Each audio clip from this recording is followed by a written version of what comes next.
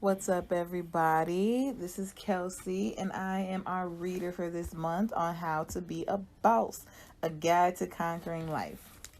This month, we'll be going over chapter 14, Let Go of FOMO.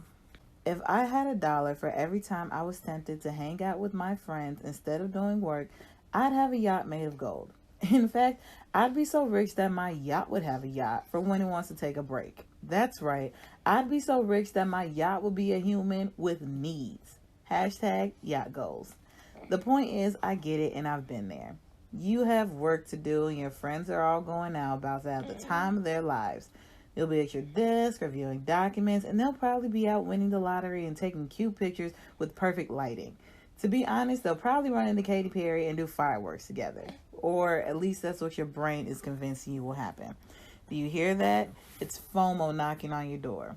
For all you unhip elderly folk who don't know what FOMO is, get with the times. In other words, Google it like I did and pretend you knew the meaning all along. Duh! FOMO is the fear of missing out, and it's a crucial obstacle to be overcome on the road of success. FOMO is not only strong enough to encourage you to stop working, but also sly enough to convince you that you got your priorities all wrong. It's that voice that says, you're going to miss out on life for a good grade? That's stupid. School is a ridiculous institution. Maybe you shouldn't believe in the system. Yeah, F the system. The next thing you know, you're wearing a tie-dye shirt and using words like rad, all because you wanted to go to the movies instead of write an essay. Temptations to slack off will always be there, and that will never change. What has to change is your ability to deal with temptation. To be successful, you need to be able to look FOMO in the eyes and say no. In response, FOMO will stand there, pout, and throw a temper tantrum. But you have to be strong and hold your ground. The only way to overcome FOMO is to recognize that the joy of accomplishing goals is much greater than the disappointment of missing out on a little fun. Parties are fun in the short term, but fulfilling your goals will bring you greater happiness in the long term. Also, there's probably a line to use the bathroom at the party, and who the hell wants to hold in their pee only to hover over a disgusting toilet seat? F that. You'd rather get some work done.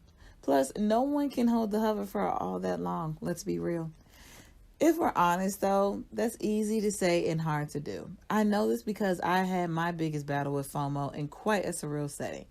Let me paint you a picture.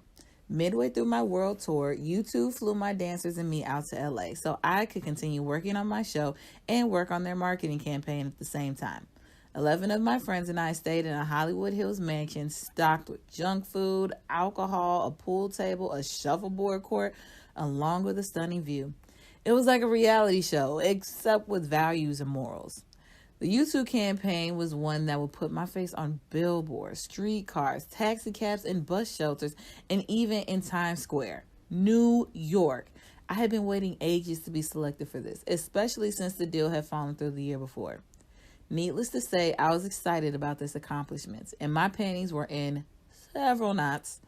The campaign required a few days of shooting, during which I had to get up at an ungodly hour of the morning. Apparently, there's a time called 6 a.m., Riding the high of my excitement and gratitude, I was happy to sacrifice my love of sleep.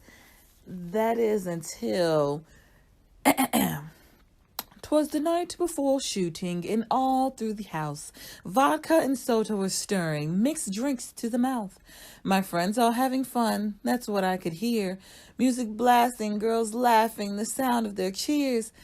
I was still awake, all stressed in my bed, as visions of FOMO danced in my head.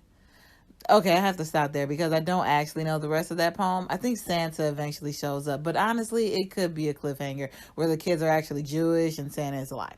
Anyway, there I was, lying in bed at 10 p.m., trying to be responsible and resting from my 6 a.m. wake-up call, and all I could hear were the sounds of pure joy below me. It sounded like my friends were having the best night of their lives. Music, dancing, jokes, maybe even a bear, I'm not sure.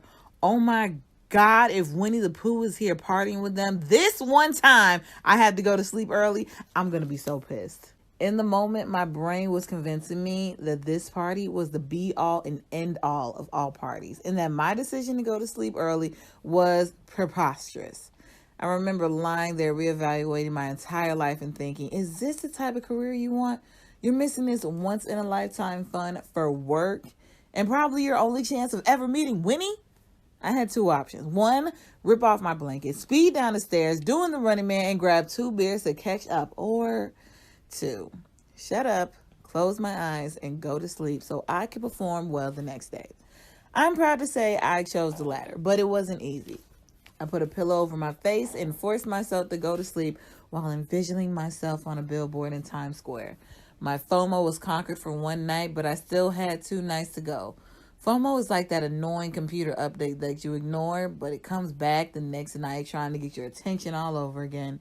It's a constant test, and it's one every boss needs to learn how to pass. How? Train your brain to pay attention to the rewards you receive when hustle beats FOMO on the battlefield. Fast forward 6 months, and I'm standing in Times Square with my family taking pictures in front of my billboard. My face is painted on the side of a building in Manhattan. A bus just passed by, and my goofy grin is plastered all over it. Do you think for a second that I stood there in New York City watching tourists take pictures with my face as a backdrop and thought, damn, I wish I didn't miss that little party that one night? No. The answer is no. So pay close attention to the good grade you get when you studied instead of partied. Don't just let that moment pass. Really take it in and think about how it makes you feel. Think about the promotion you got for staying late instead of going for drinks with your coworkers. Make a list of your accomplishments and recognize how you achieved them. Focusing on your work moves you closer to reaching your goals. That is a fact. Keep training your brain to pay attention to how rewarding it is to work hard. Soon you'll stop worrying about what party you missed, and you'll develop a hustler's FOMO, the fear of missing out on accomplishment. So, the next time you're faced with FOMO, and I promise you there will be a next time, ask yourself one question. What will my future self thank me for today? Once you answer that question, shut up, work hard, and go accomplish your goals. Also, I learned that Winnie wasn't there and I didn't hear Bear. One of my friends just coughed and sneezed at the same time. Oh, FOMO, you're so silly. And that completes chapter 14, Let Go of FOMO. So for our work for this chapter, it's called Attack FOMO. List 3 accomplishments that were a result of your hard work. When you write them down, you look at it and congratulate yourself. All right, see ya.